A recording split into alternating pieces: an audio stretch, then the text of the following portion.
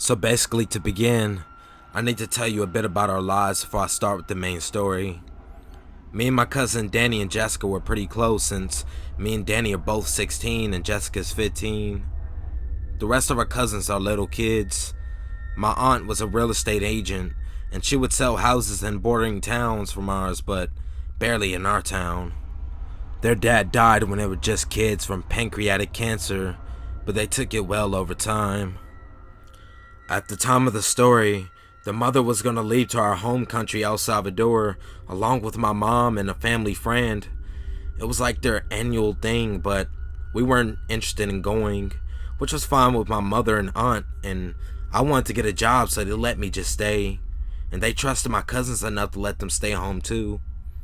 My dad was still here, and my cousins lived only a block away, so they could call if they needed help, and my dad said he'll come if they did. So into the main story, this happened to me and my cousins a couple months back. I remember it being a Friday. It was the final days of school. Also, around this time, that stupid Charlie ghost game crap was out and everybody was making vines of it and there were reactions of it or whatnot. Of course, at the time, I didn't believe in that ghost or demon bullshit. But just for the hell of it, me and my cousins and two friends tried it out. And obviously nothing happened, so we were pretty bummed out, but weren't surprised nothing happened. My friends and Danny weren't satisfied and wanted to get scared for real. I for one could care less, but my younger cousin said she didn't mess with that. So Danny came up with an idea to use a Ouija board that our friend Justin had. Although none of us wanted to use it at our house, I guess we all didn't want to run the risk of something bad happening at our houses.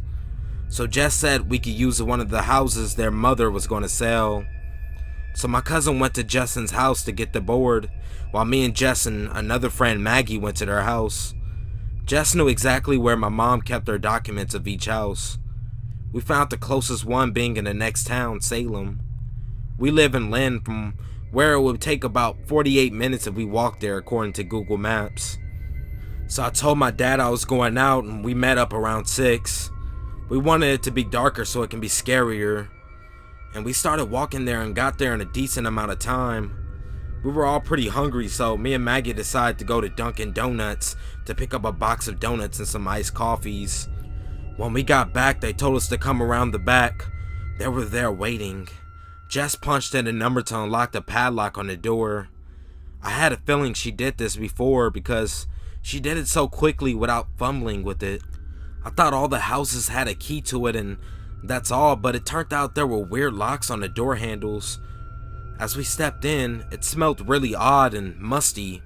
The house was very dingy and the floorboards creaked a lot, so we decided to go in the kitchen since there were tile floors and we had an easy escape out the window in case someone came. We ate some of the donuts and drank the coffee. It was about 7:45 and we thought if we started at 8 and played for 15 minutes, then left, we would be back in the town around 9. Jessica didn't really want to play. We were all fine with it, but Justin said if you weren't going to play, you can't be in the same room. I'm not sure if he was saying that so she could play or it was actually a rule. But Jess was too afraid to stay outside or go anywhere else by herself, so she just ended up playing. We set up a couple of candles around us. There was about 2 to 3 candles between all of us. The order went from left to right. It was Danny, Justin, me, Maggie, and Jessica. We started a little bit later than we wanted to because Jessica didn't really want to play at first. We all put our hands on a piece. The first question we asked was if anyone was there. We had no response. We repeated the question again. Still no response. We asked one more time this time, and then a spade started moving toward yes. I was a bit creeped. We were about to ask another question when a spade started moving again. It went to D-I-E. We started to get really scared, but then Justin started screaming. We all jumped up, then Justin and Danny started cracking up laughing. I joined in when I realized it was a joke and they were moving the spade themselves. Maggie and Jessica didn't think it was funny, but we went back to the game, all agreeing not to joke around this time. We asked a few more questions, and this time it was legit. We asked if there was someone there. Yes. How old were they? 7. Since I was a little kid, I was a bit relieved, thinking, what's the worst that could happen? We asked how the kid died, and it said, fire. Then the candles right between Maggie and Jessica flickered as if someone was trying to blow it out. They looked at each other, and Maggie asked, you fucking felt that? Obviously freaked out. I thought it was the window, but if it was, it would have blown on our candles too, and we would fill the air. Danny was mid-sentence asking another question when Maggie and Jess felt another breeze just as one of the 2 candles blew out. This time we all jumped. Justin said it wasn't him this time. None of us gave a damn at the moment. We all just packed our things and got the hell out of there. As we were walking, I looked at Justin and he had a scared look on his face, and he said, dude, we didn't say goodbye to it. I just laughed, not knowing what if he was joking or not. Turned out, saying goodbye was one of the fucking rules. We all got to my aunt's house, but Maggie went to her house. Her house was on the way there. Justin got picked up from their house and I walked home. After that, I didn't think much of it for the rest of the night. I showered and played Madden and stayed in my room the rest of the night. I wasn't really scared because I had my dog. He just made me feel better. I couldn't sleep that night though. Usually I never can. Around 2 a.m. I got a text from Danny telling me him and Jess were hearing things. I thought it was a joke again. But then I realized Jessica was too scared when we were there, and usually she would just joke about things like this. I told them I would sleep over tomorrow since it was the weekend and see if it was true. The next day I arrived around 5. Nothing was happening until it was nighttime. Danny slept downstairs in the basement, and Jessica slept upstairs in her room, right next to the kitchen where they heard the noises.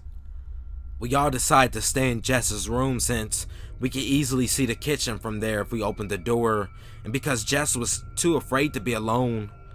Jess told Justin and Maggie what happened, but neither of them wanted to come because they were too scared after what happened. Around 7, I remember Justin telling me about not saying goodbye, and I hit him up and asked him if I could borrow the board one more time to see if it was true about saying goodbye. I was gonna ride Danny's bike all the way to Justin's house and back to get the damn board, and right when I was walking down the hall, I hear something fall, then glass shatters. I run back to the room to see a glass shattered all over the floor along with the pan. My cousins are just as freaked out as I am. It takes me about 15 minutes to get back from Justin's, and as soon as I got back, Jess and Danny were already set up how we did last time, except with more candles. The plan was to ask the same questions as last time, and ask if it was the same spirit, then say goodbye. I asked if anyone was there. Yes. As I was gonna ask the second question, Jess interrupts asking, how did you die? It says, fire. In my head, I said, yep, that's definitely the same person.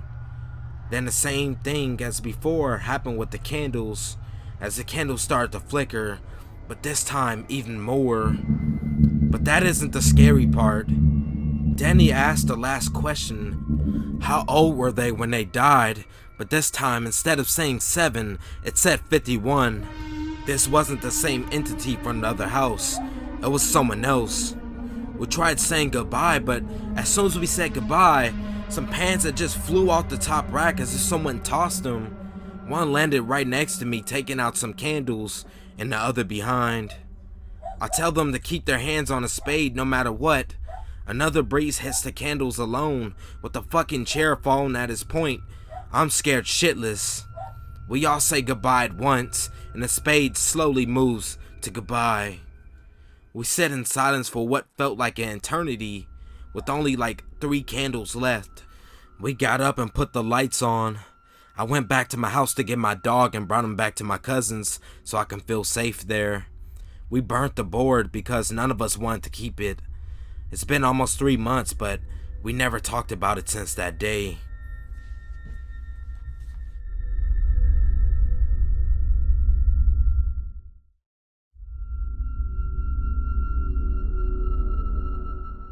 My first experience with the Ouija board was at a friend of a friend's house. I was there with my best friend and her boyfriend at the time. My best friend, Jessa, had grown up in this house which was notoriously haunted. The women who lived there would wake up with scratches on their backs. They would routinely see this ghost of a little boy. All types of crazy shit all the damn time. Anyway, Jessa's childhood friend moved in there when the family moved out. We were there for her housewarming party. Jessa's friend had a board. Jessa and I were both pretty spiritual and neither of us wanted to touch it.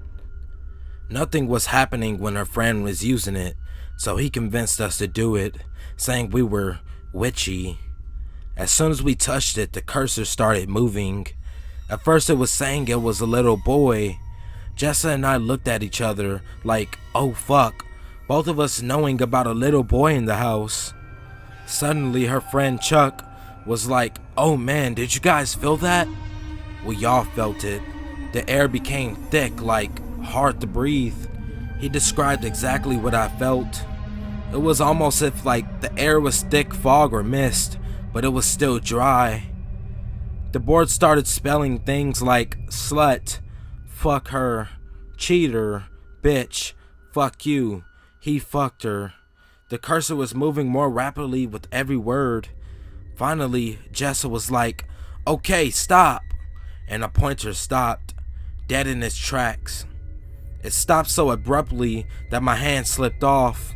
When I touched it again, it slowly dragged to the bottom of the board, ending on goodbye. Months later, I was crashing at a friend's place, K&J. They had a basement apartment and I was crashing on their couch. The guys invited over some girls I didn't know and they wanted to try using a Ouija board. I didn't want to touch it, but it wasn't working, so I finally gave in and decided to try it. As soon as I touched it, the pointer started to move. I was touching a pointer with my friend Kay. The cursor was moving really slowly, so as a game, I said, move faster, and it started moving quickly. I kept saying faster, and eventually it was moving so fast, my friend touching the cursor was saying, this isn't funny, as if I was moving it. I said I wasn't moving it, and he freaked out, releasing the board, and the pointer went shooting across the room. At that point, we were all pretty convinced that it was real. One of the girls wanted to see more, so we grabbed the cursor and started again. So, then the board asked to speak to a girl named Haley. The board says, family, father, and proceeds to spell her dad's name. She starts freaking out. The board says it's sorry about her dad, that her dad is a drug addict, and her mom's a drunk. It says she has to leave her house because her dad is angry. Haley starts crying and freaking out. The board says, goodbye. We get back to the apartment and Haley is still crying. She tells us that her dad is a coke dealer and her mom is drunk all the time.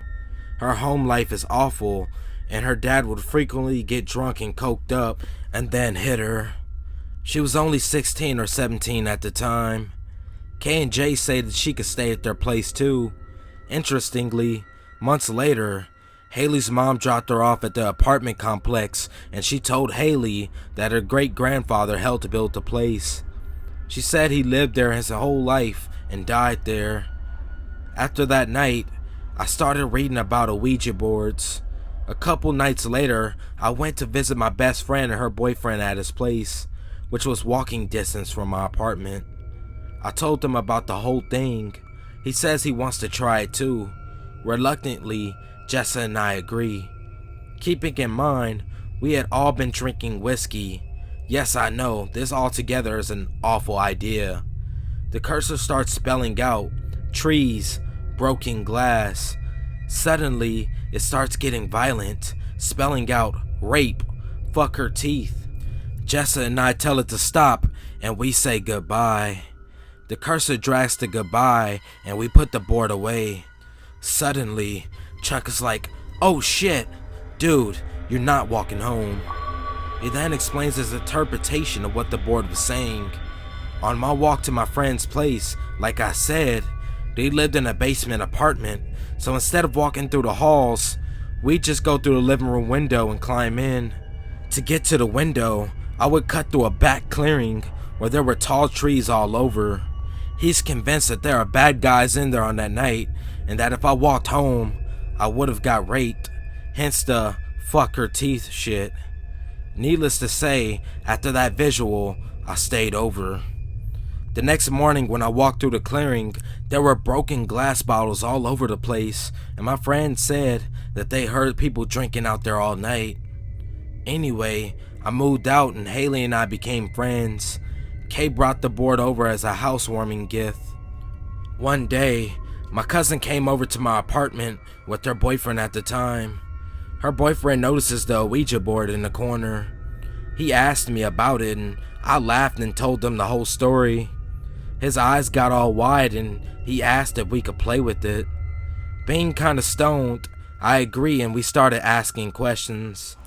The partner started spelling Jessa's name. We all get in the car and head over to her place. She's not home, but Chuck is. I left the board in the car with my cousin and her boyfriend and went to go talk to Chuck. He said Jessa was at work until 9 that night, but we could come in and wait for her. After that last incident, he was interested to see what was going to happen. When I got to the car, my cousin and her boyfriend said they heard fingers tapping, as if something were waiting impatiently for me to get back. We sat around waiting for a while, and Chuck brings out his own board from the last time I was over. We use it and it says, Jessa, Jessa, and pointing to the no, and then the sun in the corner of the board. Over and over, no sun, no sun. Eventually I figured that it was saying no light. I asked if it wanted me to shut off the light, and then I said, no, we're not going to do that. I had read that bad spirits do not like the light. Finally, when Jessa got home, she said she was too tired and didn't want to try using it. We agreed to leave it alone and brought the board home. I didn't like having it in my house, so the next time I went to visit Haley at K&J's place, I brought it back. She said she wanted to try it one more time and then we can get rid of it. I agreed because at that point, I was clearly addicted to it for some reason. So Haley and I are at the basement apartment climbing out the window for cigarettes near the back clearing with the trees. We go back in and use the board. The board starts spelling out Haley's name and this time, the spirit says its name is Maria. Haley immediately starts to cry and says, "That's not funny." I had no idea why or what was going on, but the board kept saying things. It said, "Tell them I miss them. Tell them I love them. I'm here, I love them." As Haley is crying, she explains that her best friend's mom, Maria, had died a year ago. I remember the death. It was big news in our high school. Suddenly, the cursor moved and spelled my name. I asked who it was and the cursor spelled DEB. I read that bad spirits cannot tell their names because they don't have one. If a spirit can spell a name, that's usually a good spirit. I asked how I know her and she says that she's my spirit guide. Haley says, "How do we know you're real?" And the cursor spells cigarette. And I said, "What do you mean?" And it says window. We look at each other and our hearts sink. I'm like, she knows we smoke outside. I said, "How will we know?" And she says, "Trees." I am like, fuck that. And Haley says we have to do it. So we're smoking outside. I'm looking into the forest, sweating balls in fear, thinking I'm going to see a fucking demon face in the branches or something. Eventually we relax, but then Haley, mid-sentence, her face drops and goes white, and she's like, fuck, get inside now. I fucking toss my cigarette and jump in the window. We close the blinds and we're breathing super heavy. I'm like, what the fuck happened? She says that behind me in the distance, there was a big ass 100 feet tall tree. There was no wind. I remember this because I was watching my cigarette smoke go directly up and I was blowing perfect O's without them disappearing. She says the tree was still, then suddenly the whole tree, including the trunk, moved back and forth, then went back to perfectly still. I was like, hell no, and after a while of freaking out, I sat back at the board. When we put our fingers on it, it said, "Did you see?" We fucking freaked out. It was spelling, "It's okay, I love you, it's okay, don't be scared." Finally, it asked to speak to only me, and for Haley to go away. Haley jokingly said, "Aw, you don't like me?" And the board said, "Don't be sad." This story closes pretty weak because in my mind, nothing really came of it. When I tried to use the board on my own, nothing happened. I couldn't move it without the help of Haley, and my spirit guide couldn't communicate with me. I like to think it was real and my spirit guide, Deb, was just trying to get me off the board. As I said, we had talked about it a lot and we're using it quite a bit. I sometimes wonder what Deb wanted to tell me. Anyways, I haven't touched one till this day, but I do have a slight obsession with making Ouija boards as art. Thank you.